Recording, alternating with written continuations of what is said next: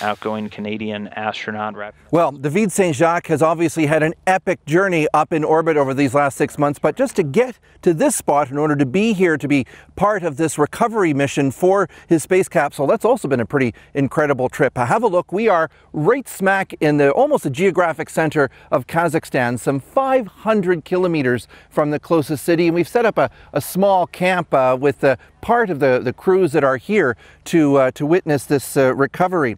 In fact, on the way here, we actually even saw portions of a former Soyuz reentry craft that were lying on the ground. It took us 10 hours of driving to get here. Now, there are 12 possible locations for his capsule to come back to. This is obviously one of them, but it could end up just perhaps a few hundred meters from here, that close, or as far away as 10 kilometers from here. And as soon as staff at headquarters know the exact location, they're mobilizing literally a fleet of vehicles.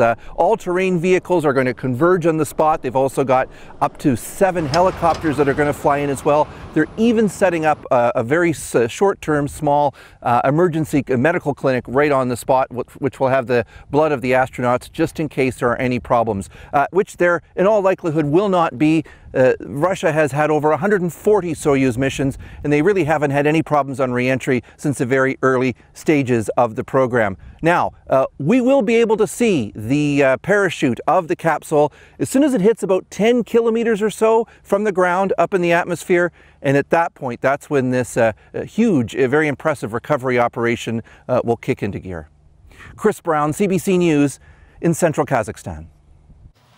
So interesting. So let's talk about the significance of Saint-Jacques' mission, what it means for science and for Canada's ambitions in space. Science reporter Nicole Mortellaro is here. So Nicole, what has Saint-Jacques actually accomplished in his 6 months aboard the ISS, aside from being there the longest? Well, people forget that that's a job. What he's doing when he's up there isn't just about the pretty view, but he's also been conducting experiments. And there have been experiments on heart health of astronauts while they're in space, bone marrow experiments, bone density experiments, and also space radiation. We need to know how astronauts' bodies are going to react while they're up in space. And so that is what he has been doing the entire time. So in terms of the specifics of coming home, as this capsule is hitting the atmosphere, what are you in particular watching for?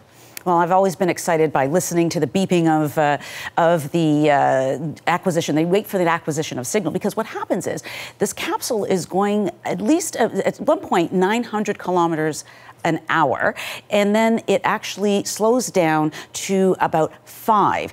But before that, it goes through a loss of signal, and they're waiting to get this reacquisition of signal. And so that is something that I'll be waiting for, and that everybody will be waiting for, because it's an edge of your seat experience, even just hoping that you'll see that parachute through the clouds or through the sky, and David will return safely to Earth. All right, thanks for this, Nicole. I know you and I will be watching this together tonight. Thanks.